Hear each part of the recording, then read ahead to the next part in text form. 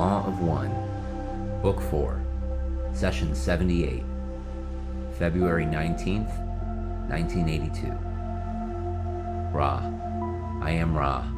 I greet you in the love and in the light of the one infinite creator. We communicate now. Questioner, was there some problem with the ritual we performed that made it necessary to perform the ritual twice? Ra, I am Ra. There was a misstep which created a momentary lapse of concentration. This was not well. Questioner, what was the misstep? Ra, I am Ra. It was a missed footing. Questioner, did this have any detrimental effect on the instrument? Ra, I am Ra. Very little. The instrument felt the presence it has come to associate with cold and spoke. The instrument did the appropriate thing. Questioner, could you tell me the condition of the instrument? Ra, I am Ra. The physical complex is as previously stated. There is some slight loss of vital energy. The basic complex distortions are similar to your previous asking. Questioner, the instrument would like for me to ask if there is any problem with her kidneys. Ra, I am Ra. This query is more complex than its brevity certifies. The physical complex renal system of this instrument is much damaged. The time-space equivalent which rules the body complex is without flaw. There was a serious question, due to psychic attack, as to whether the spiritual healing of this system would endure. It did so, but it has the need to be reinforced by affirmation of the ascendancy of the spiritual over the apparent or visible. When this instrument began ingesting substances designed to heal in a physical sense, among other things, the renal complex, this instrument was ceasing the affirmation of healing. Due to this, again, the healing was weakened. This is of some profound distortion, and it would be well for the instrument to absorb these concepts. We ask your forgiveness for offering information which may abridge free will, but the dedication of the instrument is such that it would persevere regardless of its condition, if possible. Thusly, we offer this information that it may persevere with a fuller distortion towards comfort. Questioner, what was the experience that caused the healing of the time-space kidney? Ra, I am Ra. This experience was the healing of self by self with the catalyst of the spiritual healer whom you call Pachita. Questioner, thank you. In utilizing the energetic displacements of thought forms energizing the instrument during contact most efficiently, what specifically could we do? Ra, I am Ra. Each of the support group has an excess of love and light to offer the instrument during the working. Already each sends to the instrument love, light, and thoughts of strength of the physical, mental, and spiritual configurations. These sendings are forms. You may refine these sendings until the fullest manifestations of love and light are sent into the energy web of this entity which functions as instrument. Your exact sending is, in order to be most potent, the creature of your own making. Questioner, thank you. I'm going to go back to an earlier time, if you could call it that, in evolution to try and establish a very fundamental base for some of the concepts that seem to be the foundation of everything that we experience, so that we can more fully examine the basis of our evolution. I'm guessing that in our Milky Way galaxy, the major galaxy with billions of stars, that the progress of evolution was from the center outward toward the rim, and that in early evolution of this galaxy, the first distortion was not extended down past the sublogos simply because it was not thought of or conceived of, and that this extension of the first distortion, which created polarization, was something that occurred in what we would call a later time as the evolution progressed outward from the center of the galaxy. Am I in any way correct in this statement? Ra. I am Ra. You are correct.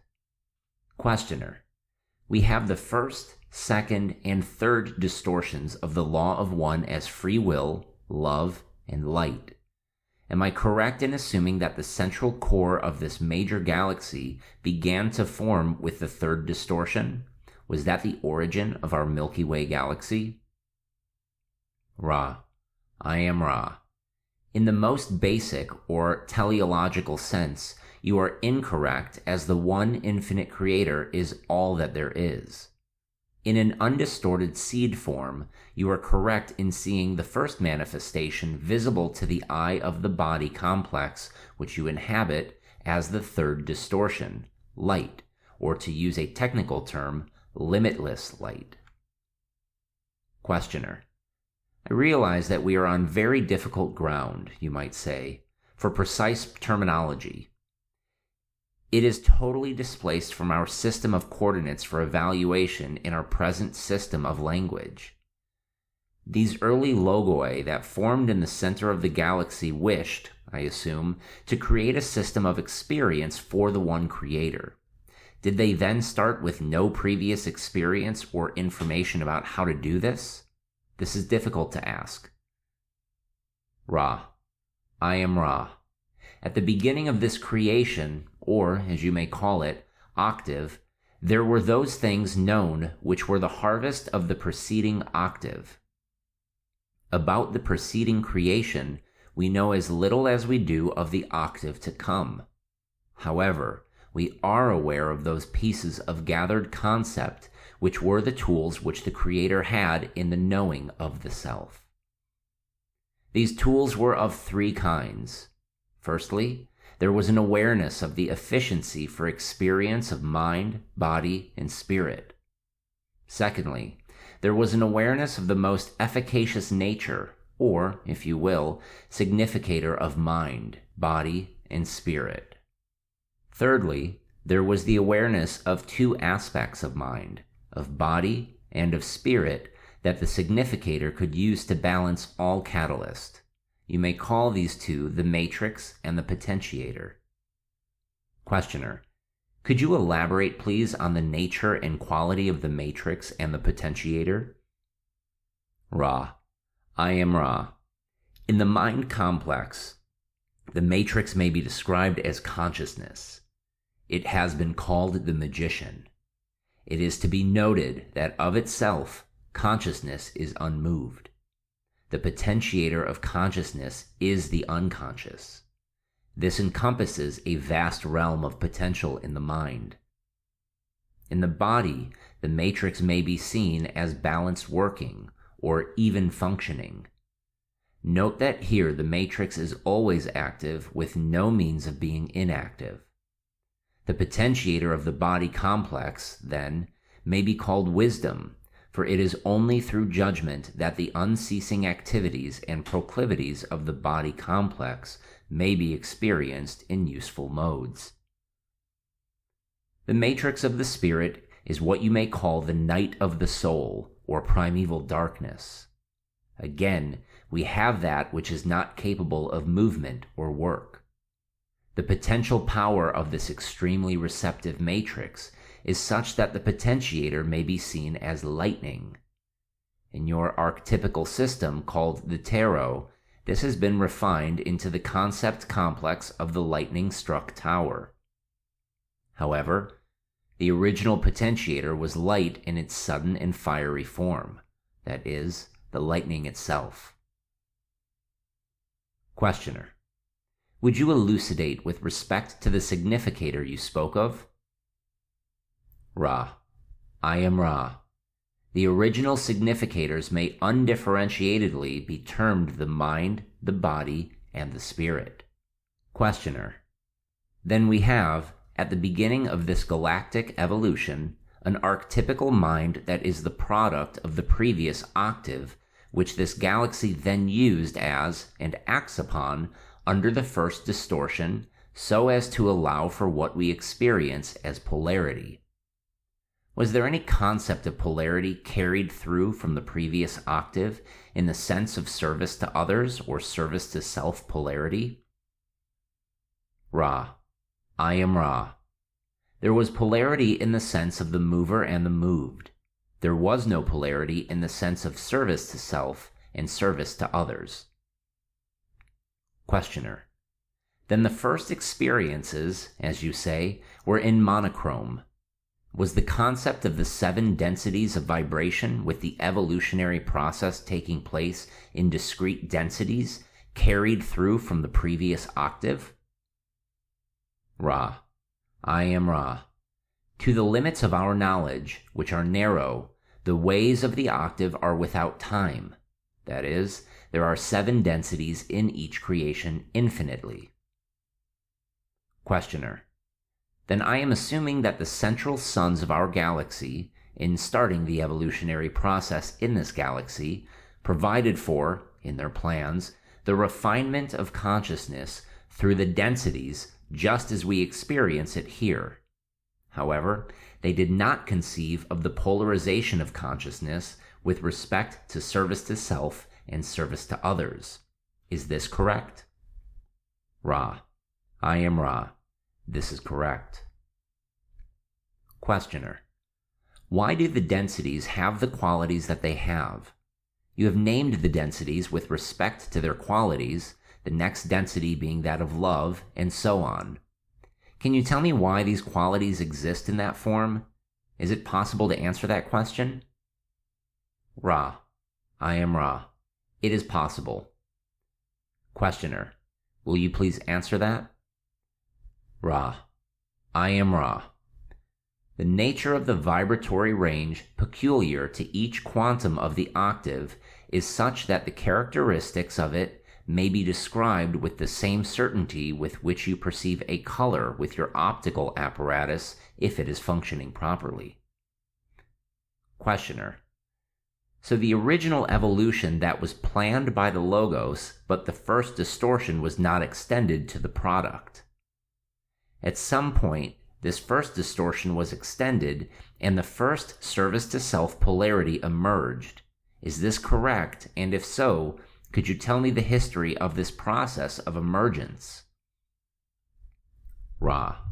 I am Ra. As proem, let me state that the logoi always conceived of themselves as offering free will to the sub-logoi in their care. The sub-logoi had freedom to experience and experiment with consciousness, the experiences of the body, and the illumination of the spirit. That having been said, we shall speak to the point of your query. The first Logos to instill what you now see as free will, in the full sense, in its sub-logoi came to this creation due to contemplation in depth of the concepts or possibilities of conceptualizations of what we have called the significators. The Logos posited the possibility of the mind, the body, and the spirit as being complex. In order for the significator to be what it is not, it then must be granted the free will of the Creator. This set in motion a quite lengthy, in your terms, series of Logos improving or distilling this seed thought. The key was the significator becoming a complex. Questioner. Then our particular Logos, when it created its own particular creation, was at some point far down the evolutionary spiral of the experiment with the significator becoming what it was not and, therefore, I am assuming, was primarily concerned in designing the archetypes in such a way that they would create the acceleration of this polarization. Is this in any way correct? Ra. I am Ra. We would only comment briefly. It is generally correct. You may fruitfully view each Logos and its design as the Creator experiencing itself. The seed concept of the significator being a complex introduces 2 things. Firstly, the Creator against Creator in one sub-Logos in what you may call dynamic tension. Secondly, the concept of free will, once having been made fuller by its extension into the sub-logoi known as mind, body, spirit complexes, creates and recreates, and continues to create as a function of its very nature. Questioner: You stated previously that the choice is made in this third density and is the axis upon which the creation turns. Could you expand on your reason for making that statement? Ra: I am Ra. This is a statement of the nature of creation as we speak to you. Questioner: I did not understand that. Could you say that in a different way? Ra: I am Ra. As you have noted, the creation of which your logos is a part is a protean entity which grows and learns upon a macrocosmic scale. The logos is not a part of time. All that is learned from experience in an octave is, therefore, the harvest of that logos and is further the nature of that logos. The original logos's experience was, viewed in space-time, small. Its experience now, more. Therefore we say, as we now speak to you at this space-time, the nature of creation is as we have described. This does not deny the process by which this nature has been achieved, but merely ratifies the product. Questioner: After third density, in our experience, social memory complexes are polarized positively and negatively. Is the interaction of social memory complexes of opposite polarity equivalent, but on a magnified scale, to the interaction between mind-body-spirit complexes of opposite polarity? Is this how experience is gained as a function of polarity difference in fourth and fifth densities? Ra: I am Ra. No. Questioner: This is a hard question to ask, but what is the value experientially of the formation of positive and negative social memory complexes, of the separation of the polarities at that point, rather than the allowing for the mixing of mind-body-spirit complexes of opposite polarity in the higher densities? Ra: I am Ra. The purpose of polarity is to develop the potential to do work. This is the great characteristic of those, shall we say, experiments which have evolved since the concept of the choice was appreciated. Work is done far more efficiently and with greater purity, intensity, and variety by the voluntary searching of mind-body-spirit complexes for the lessons of third and fourth densities. The action of fifth density is viewed in space-time the same with or without polarity. However, viewed in time-space, the experiences of wisdom are greatly enlarged and deepened due, again, to the voluntary nature of polarized mind-body-spirit action. Questioner: Then you are saying that as a result of the polarization in consciousness, which has occurred later in the galactic evolution, the experiences are much more intense along the two paths. Are these experiences each independent of the other? Must there be an action across the potentiated difference between the positive and negative polarity? Or is it possible to have this experience simply because of the single polarity? This is difficult to ask. Ra: I am Ra. We would agree. We shall attempt to pluck the gist of your query from the surrounding verbiage. The fourth and fifth densities are quite independent. The positive polarity functioning with no need of negative and vice versa. It is to be noted that in attempting to sway third density mind-body-spirit complexes in choosing polarity, there evolves a good bit of interaction between the two polarities.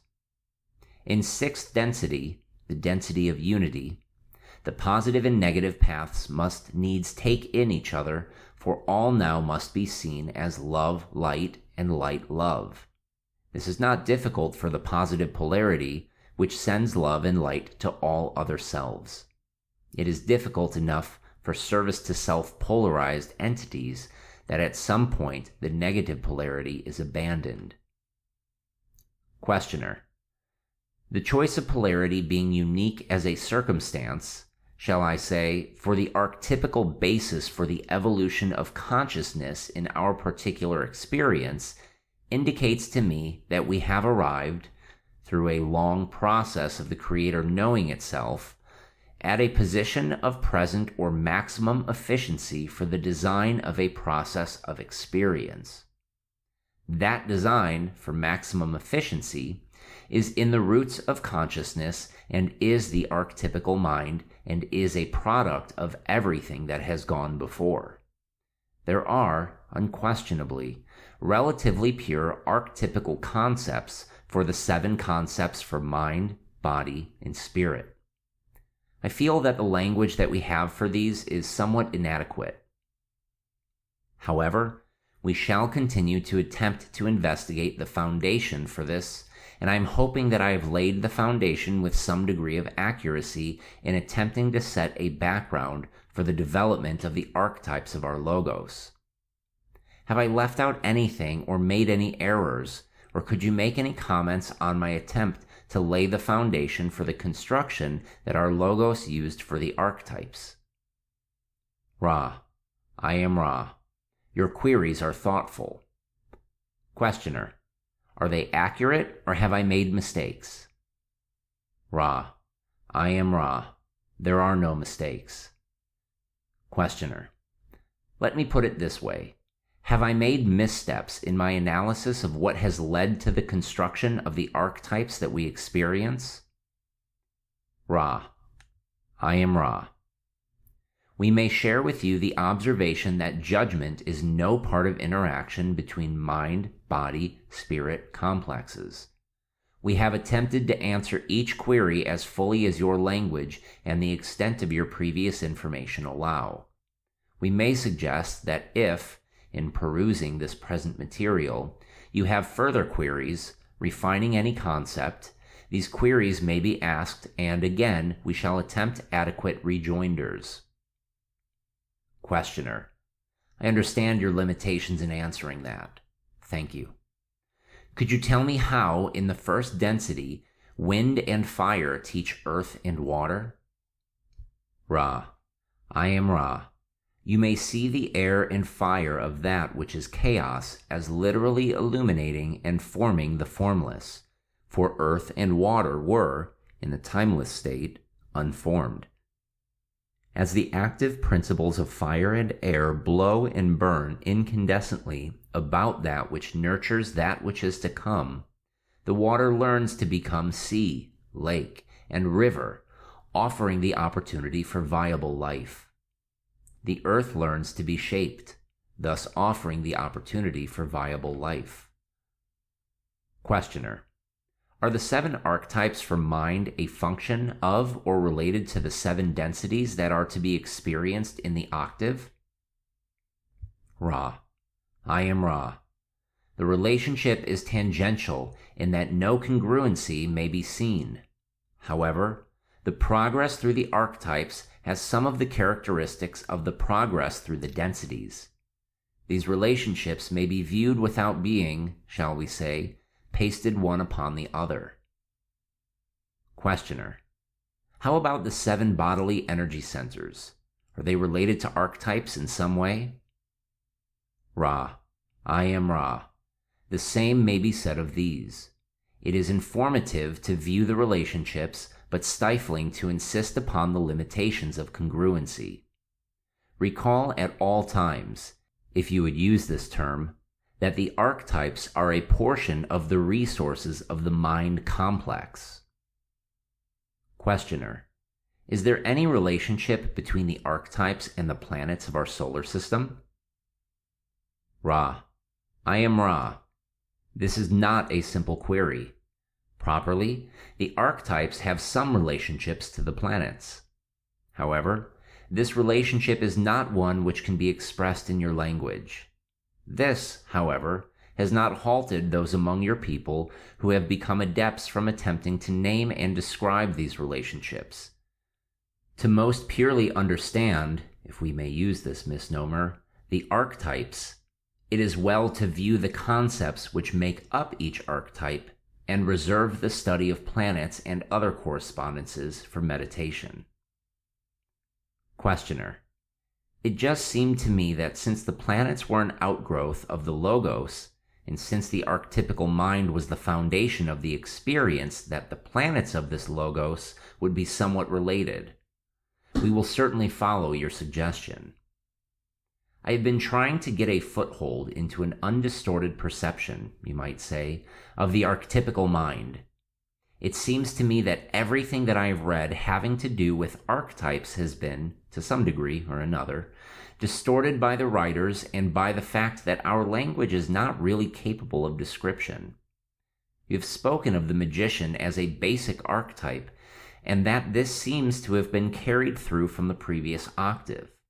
Would this be in order, if there is an order, the first archetypical concept for this Logos, the concept that we call the magician? Ra: I am Ra. We would first respond to your confusion as regards the various writings upon the archetypical mind.